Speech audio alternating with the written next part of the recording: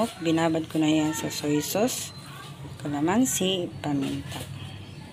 Sangkap sa ating asadong manok: carrot, patatas, bell peppers, sibuyas bawang, liver spread, tomato sauce.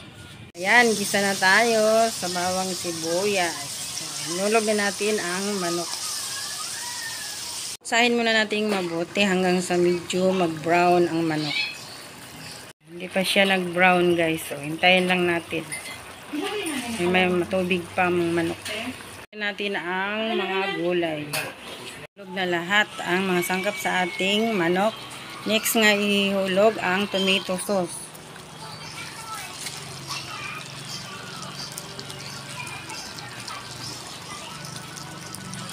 Ayan.